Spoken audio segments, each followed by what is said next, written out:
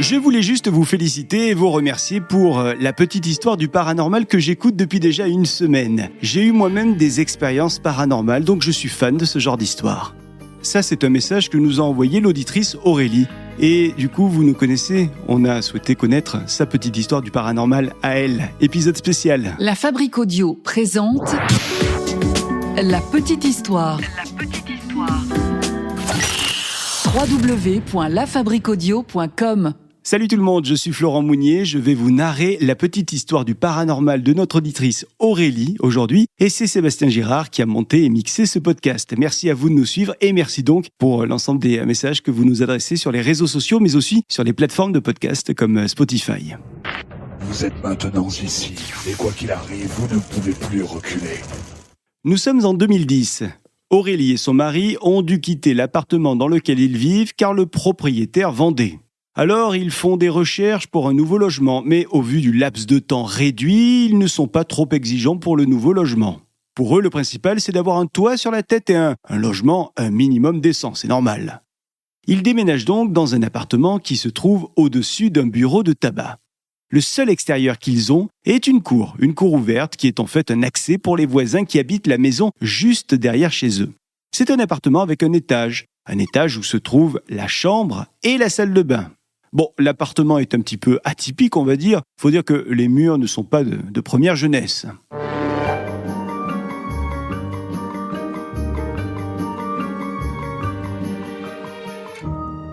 Aurélie et son mari arrivent donc la première journée. Ils sont un petit peu harassés, exténués par ce déménagement qui leur a pris de l'énergie et du temps. Et donc la première nuit se passe très très bien. Ils dorment à point fermé. Mais tout commence à devenir étrange à partir de la deuxième nuit, nous dit Aurélie. En fait, pour aller à l'étage, il y a un premier escalier, un palier, puis un second escalier avant de rejoindre les chambres. Et pour avoir de la lumière au niveau du second escalier, il n'y a pas d'interrupteur au rez-de-chaussée, pas de va-et-vient. Il faut donc, par exemple, que le mari de Aurélie monte le premier, allume tout en haut, et que Aurélie, elle, reste en bas pour éteindre la première partie des escaliers. Vous avez compris.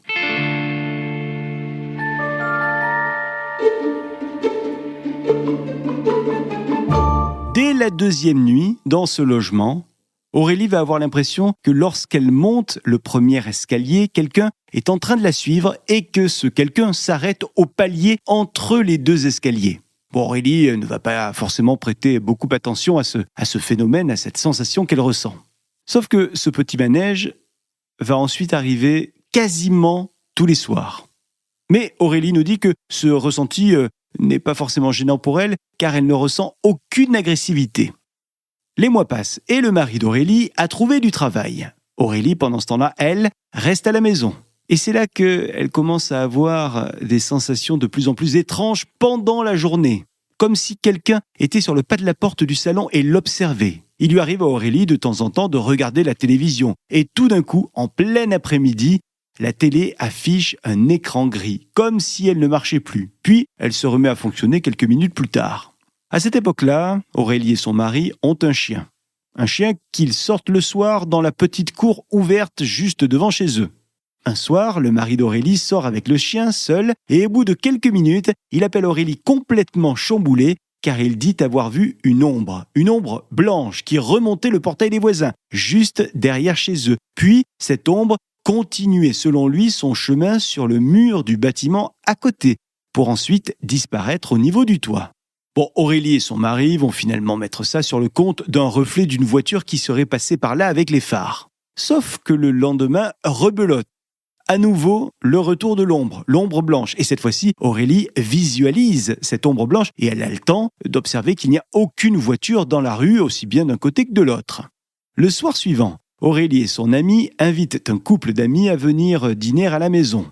Juste avant le dessert, le mari d'Aurélie décide d'aller sortir le chien. Et au bout de quelques minutes, il revient en courant en disant « Venez voir ». Tout le monde sort donc dans la petite courette pour voir ce qu'il se passe.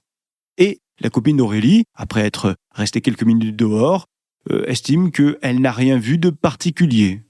Oui, sauf que quelques secondes plus tard, le chien revient dans la maison et le mari est juste derrière et il se plaint d'une douleur au ventre. Il se tient le ventre, il commence à dire « Elle l'a tué, je l'ai vu, elle l'a tué ».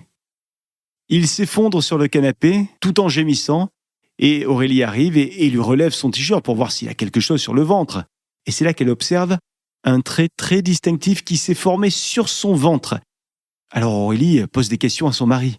Elle lui demande qu'est-ce qu'il s'est passé quand il était en dehors de la maison. Et lui répond qu'il a pris un coup de couteau, que dehors il était avec une petite fille qui vient de se faire tuer par sa mère.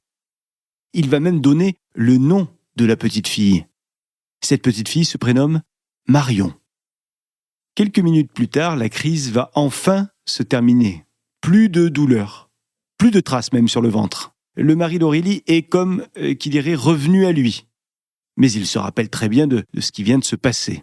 Il dit que c'est comme s'il avait vécu cette scène, mais sans pouvoir vraiment intervenir.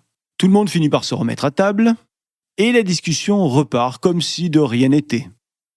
Le compagnon de la copine d'Aurélie, qui est donc assis lui aussi à table, avoue plusieurs fois ressentir des choses également dans cette maison. Et surtout, il dit qu'il voit de temps en temps passer derrière la fenêtre de la cuisine quelqu'un qui les observe. Ça, concrètement, ce n'est pas possible, puisque je vous rappelle que la maison est au premier étage. Les minutes passent, tout le monde est encore attablé. Tout d'un coup, le mari tourne sa tête vers Aurélie fixement. Aurélie s'arrête de parler car elle sent un regard insistant sur elle. Elle regarde son mari, sauf que ce n'est plus vraiment lui, elle ne le reconnaît pas. Elle ressent là un froid excessif, une tension dans la pièce. Elle voit les yeux de son mari, des yeux noirs. Alors la copine d'Aurélie se décide à mettre un grand coup de pied dans la chaise pour essayer de faire bouger le mari, de le faire basculer. Et là, le mari reprend enfin ses esprits et il dit à tout le monde qu'il n'a aucun souvenir de ce qui vient de se passer. Bon, autant vous dire que ça a mis un grand froid pour le reste de la soirée. Le lendemain, la copine et son compagnon vont revenir dans la maison, histoire de voir comment vont Aurélie et son mari après cette soirée pour le moins agitée.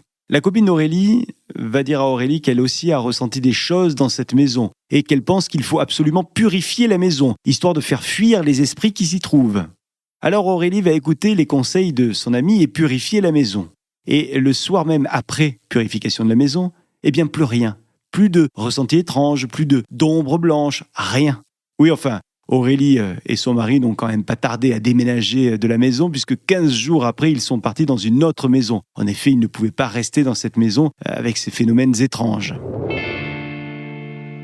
Alors chacun pensera de cette histoire ce qu'il veut, mais nous on remercie Aurélie pour cette petite histoire du paranormal et vous aussi. Si vous avez une petite histoire paranormale à nous raconter, n'hésitez pas, vous pouvez nous raconter votre histoire vous-même dans votre voix ou alors nous envoyer un texte comme l'a fait Aurélie et nous lirons votre texte avec grand plaisir. Merci à vous de nous avoir suivis et on se retrouve la semaine prochaine avec une nouvelle petite histoire. La Fabrique Audio présente La Petite Histoire. Vous souhaitez devenir sponsor de ce podcast ? Contact @lafabriqueaudio.com